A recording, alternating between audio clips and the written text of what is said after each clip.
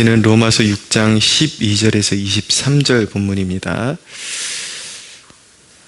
14절에서 우리가 눈여겨봐야 하는 그 구절이 바로 너희가 법 아래 있지 않고 은혜 아래 있다라는 대목입니다.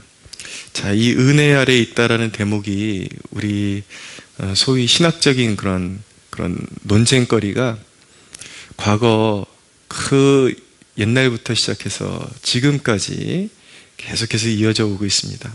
은혜만 강조하면 사람들이 죄를 짓게 된다. 죄를 소홀히 여기게 되니까 은혜만 강조해서는 안 된다라고 그렇게 주장하는 사람들이 끊임없이 있어 왔습니다. 그러나 그것은 성경이 말씀하는 은혜가 무엇인지 모르거나 아니면 은혜를 받지 못했기 때문에 은혜를 받은 사람의 상태에 대해서 이해를 하지 못하니까 그런 실수를 저지르게 되는 것입니다. 근데 이제 거듭남의 체험이 있고 알만한 거 다 아는 사람들이 그런 얘기를 하는 것은 이제 은혜에 대한 그런 성경적인 정의, 신학적인 정의를 온전히 바르게 내리고 있지 못하기 때문에 그런 이제 오류 가운데 있게 되는 것이죠.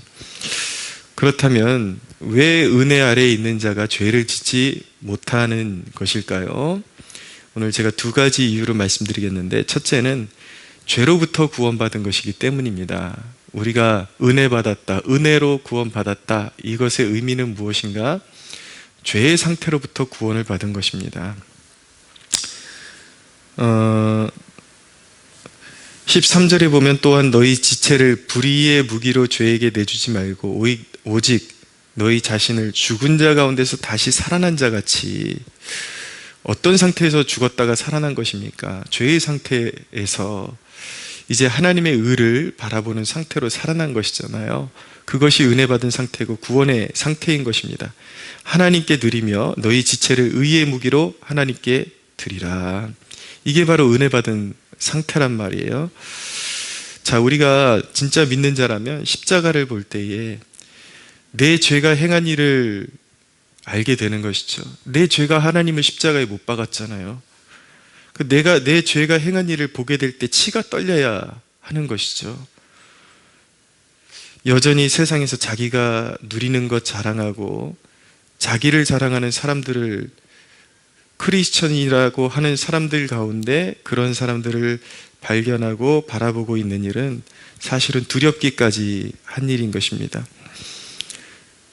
자, 제가 지금 말씀드리는 거, 자기가 누리는 것을 자랑한다라고 말했을 때에 이런 이제 설교를 할 때에 기독교는 부자들을 배척하는 그런 종교인가 보다, 이렇게 생각할 수도 있겠죠.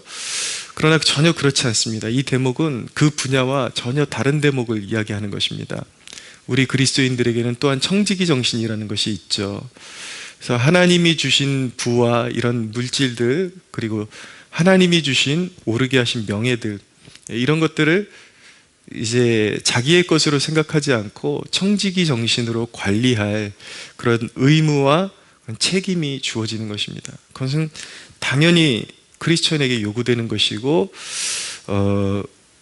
의당 보여야 되는 태도인 것이죠. 그러나 지금 이것은 무엇이냐면 그 모든 것들 또한 하나님이 주신 것이고 자랑할 것은 없는 것입니다. 그의 가치와 추구의 태도, 그가 무엇을 추구하고 있느냐의 그 문제를 지금 말씀드리고 있는 것입니다. 그가 아무리 많은 것을 누리고 있어도 그것으로 인해서 자기를 자랑할 것은 아무것도 없는 것입니다.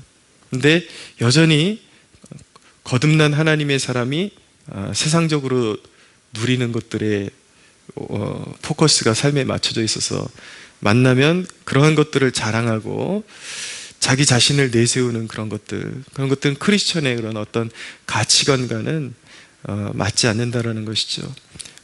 아직도 그런 예전에 자기가 이렇게 자랑했던 세상 것들을 갖다가 자기 자랑으로 삼고 그런 모습으로 살고 있다는 것은 그의 영적인 상태가 여전히 지뢰를 밟고 있는 그런 모습과 같은 상태라는 것을 알 필요가 있는 것입니다. 여전히 그 사람은 어떤 거듭난 본성과 어울리지 않는 그런 영적인 상태에 머무르고 있는 것이죠. 두 번째로, 왜 은혜 아래에 있는 사람이 죄를 짓지 못하는가?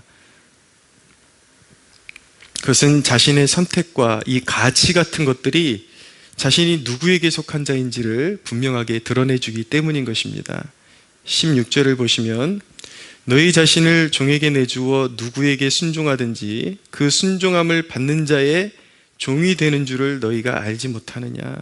우리가 누구에게 순종하느냐, 우리가 순종하는 그 모습이 누구에게 속해 있느냐를 분명하게 드러내준다라는 것입니다.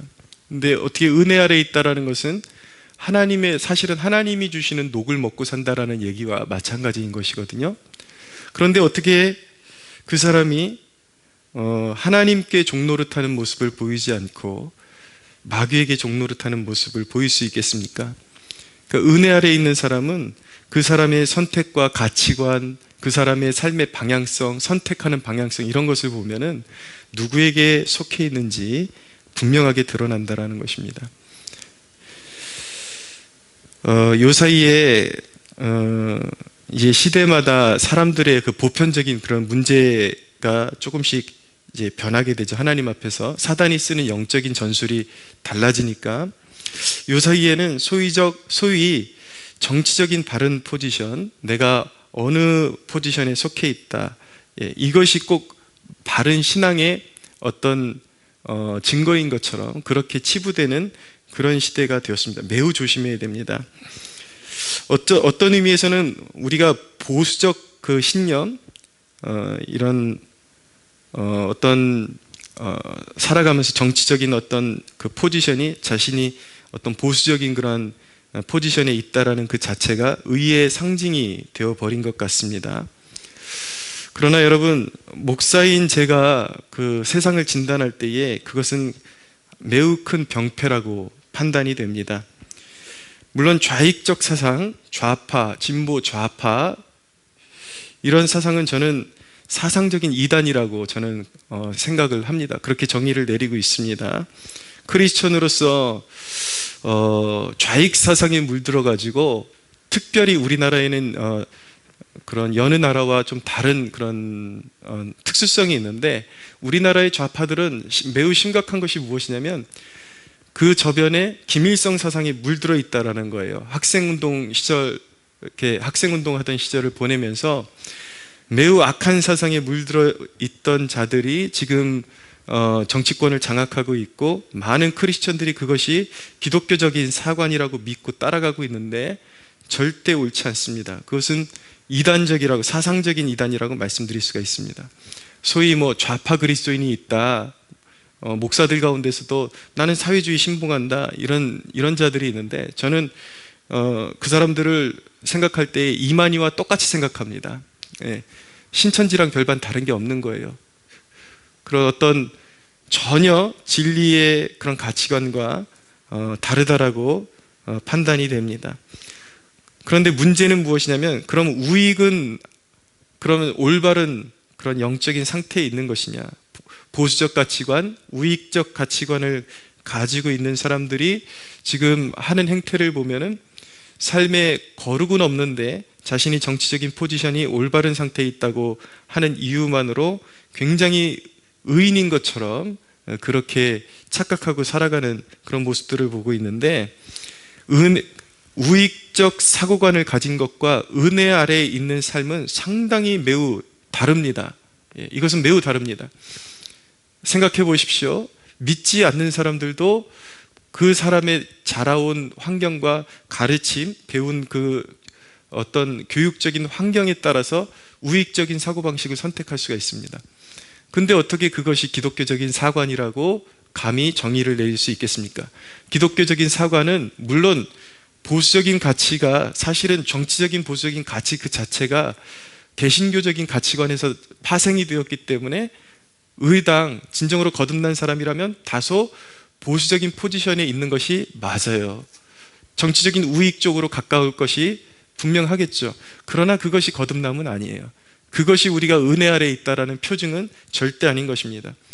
제가 보면서 식겁할 때가 무엇이냐면, 자신이 굉장히 우익적인 포지션에 있다고 해서 굉장히 의로운 척하는 크리스천이라고 하는 사람들 가운데 전혀 영적인 그런 분위기, 전혀 성령에 의해서 움직이고 있지 않은 사람들을 발견하게 될 때 매우 매우 근심이 됩니다.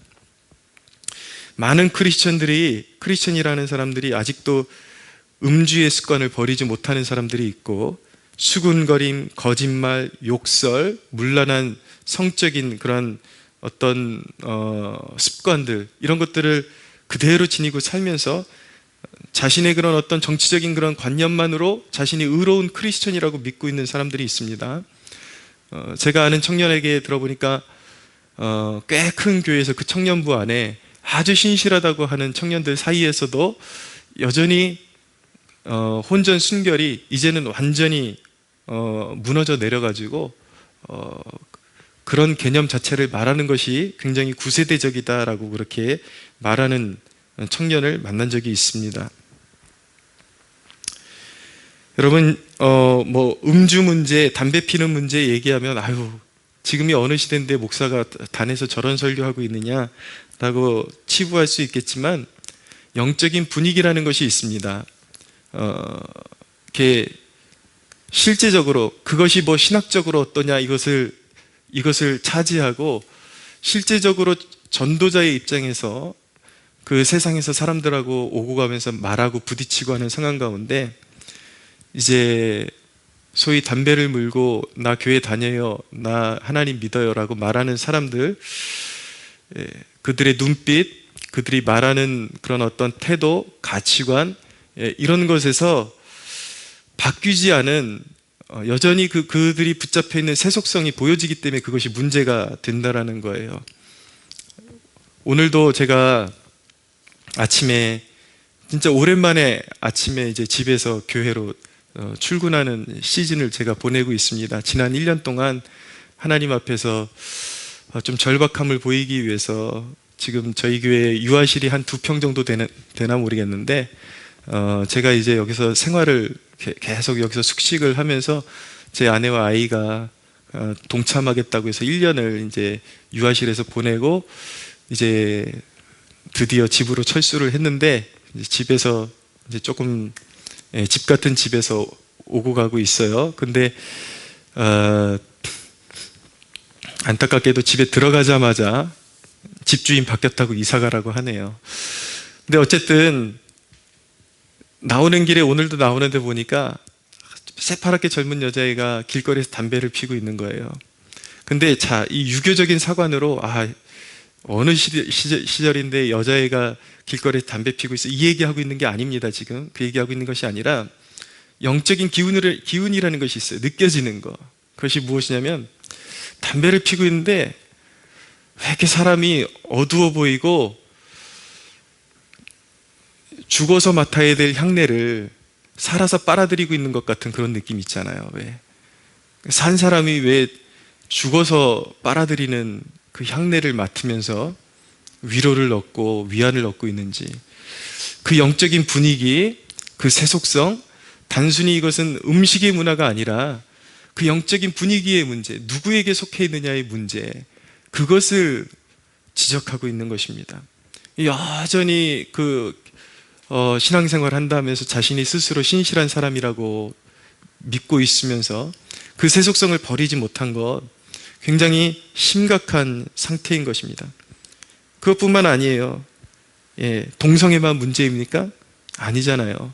문란한 성적인 관념, 음란에 빠져 있는 것, 음란한 영상에 노출되어 있는 것, 우리 그리스도인들이 그런 것에 자신이 푹 빠져 있다면, 그리고 은근히 즐기고 있다면 그것 또한 심각한 세속성이요. 그 세속성은 분명히 하나님의 가치관이 아니라 마귀의 가치관이라는 것입니다. 그래서 무엇을 먹고 무엇을 선택하고 무엇을 행하는지를 보면은 자연스럽게 그 사람이 누구에게 더 속해 있고 누구에게 복종하는지를 알게 되는 것이죠. 그래서 여러분, 절대로 은혜 아래에 있는 사람들은 이런 것들에 복종을 할 수가 없는 것입니다. 죄의 종노릇 할 수가 없는 것이죠. 만약에 그가 하나님께 속했노라 하면서 이런 죄악들, 새 속성을 그대로 답습하고 있다면 본질적인 그런 문제에 무언가 문제가 있기 때문에 아직도 변화받지 못하고 있는 것입니다. 그런데 자, 오늘 성경이 말씀하는 거 조금 더 나가야 돼요. 그런 방어적인 신앙의 머무름이 하나님의 뜻이 아니라는 것입니다. 이것 안 하고 그런 어떤 새 속성을 거부하는 것, 그 정도로 하나님께서 만족하지 않으신다라는 거예요. 하나님은 우리에게 분명한 정체성을 요구하십니다.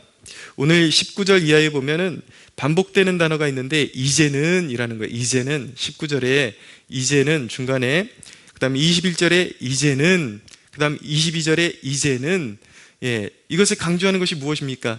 이제는 믿는 자는 영적인 본질이 달라졌다라는 것입니다. 거듭났고, 그리고 그의 가치관, 그리고 그의 소속, 이런 것들이 완전히 달라졌다라는 것을 의미하는 것이죠. 그것을 한마디로 22절에 함축해서 무엇이라고 말씀하고 있냐면, 그러나 이제는 너희가 죄로부터 해방되고 하나님께 종이 되어 거룩함에 이르는 열매를 맺었다. 거룩함에 이르는 열매를 맺었대요. 이미 믿는 사람들은 거룩함에 이르는 열매를 맺었다. 이게 무슨 말씀입니까? 거듭났다라는 말씀이죠. 천국 시민이 되었다라는 말씀인 것입니다. 그러므로 성경이 요구하는 것, 하나님이 요구하는 것은 수동적이고 방어적인 신앙에만 머무르고 있기를 원하는 것이 아니라 공격적인 신앙을 요구하신다라는 것입니다. 19절에 이제는 끝에 너희 지체를 의에게 종으로 내어주어 거룩함에 이르라 라고 말씀하고 있는 것입니다. 자, 술, 담배 안 하지만 여전히 거룩함에 이르지 못하는 사람들이 있습니다. 술, 담배 안 하는 것이 결코 우리가 신앙의 자랑이라고 말할 수 없는 거예요. 그것은 이제 거룩함의 열매를 맺기 위한 최소한의 가지치기예요. 어떤 사람들 같은 경우는 술, 담배는 안 하는데 그것이 복음적인 신앙, 어떤 가치관이 아니라 완전히 어떤 유교적인 가치관이 돼가지고 그것 외에는 아무것도 열매가 드러나지 않는 사람들이 있습니다. 죽은 신앙이에요. 왜 술, 담배를 끊으라 그러는지 그 본질적인 의미를 알아야 되는 것이죠. 열매 맺기 위해서, 헌신하는 하나님의 백성들이 되기 위해서 준비 과정을 밟는 것입니다. 여러분, 어떤 여인이 옥합을 깨어서 예수님께 부어드렸을 때에 많은 사람들이 주위에서 낭비라고 했지만 예수님께서는 그 여인을 향해서 이 여인이 나의 장래를 위한 좋은 일을 했다. 이 여인이 행한 일이 후대에까지 전파될 것이다 라고 축복해 주셨습니다. 여러분, 겸손과 헌신이 없이 자기 오름에 갇혀있는 그리스도인을 보는 일은 매우 끔찍한 것입니다. 그냥 안 하는 것에 머물러 있는 사람들, 자신의 삶을 들여서 이제는 나를 위해 자신의 모든 것을 쏟아주신 그리스도께, 하나님께 내 삶을 아름다운 제물로 드려야죠. 여러분, 과거에 세상 즐거움을 위해서 얼마만큼의 열정을 가지셨습니까? 이 말씀만 드리고 이제 정리할 텐데, 소위 세상 사람들이 약간 조크격으로 하는 말이 있잖아요. 이 노름하는 사람들, 화투 치는 거 끊으려고 어떤 사람이 오른손을 찍어버리고 나서 이제는 끊어졌겠지 했는데 그 죄의 힘이 얼마나 센지 또 왼손으로 화투를 치고 있더라는 거예요. 그래서 이것도 끊어버려야겠다 싶어서 안 돼서 왼손도 찍어버렸는데 그 인간이 발가락으로 화투를 치고 있다는 것입니다. 이것이 무엇입니까? 우리가 사실은 누구나가 열정이 있어요. 내가 어떤 거에 붙잡혀 있을 때 그것을 즐기던 열정, 세상 죄를 짓던 열정이 있단 말이에요. 어떻게 해서든 해내는 열정. 그 열정을 가지고 이제는 하나님을 섬기라는 것입니다. 그래서 19절을 다시 한번 읽어드리고 말씀을 정리합니다. 내가 육신이 연약함으로 너희 육신이 연약함으로 내가 사람의 예대로 말하노니 전에 너희가 너희 지체를 부정과 불법에 내주어 불법에 이른 것 같이 이제는 너희 지체를 의에게 종으로 내주어 거룩함에 이르라. 여러분, 수동적인 거룩함 안에 머물러 있는 것도 죽은 신앙입니다. 능동적인 거룩함을 추구하는 신앙, 열매 맺는 신앙, 의를 추구하고 주님을 위해서 자신을 내어드리는 그런 헌신과 복종의 신앙, 그것으로 나아가는 것이 하나님께 기쁨이 된다라는 것. 그런 의미에서 하루의 아침을 깨우고 새벽에 나오신 일은 여러분들이 할 수 있는 일 가운데 매우 잘한 일 중에 하나인 것입니다.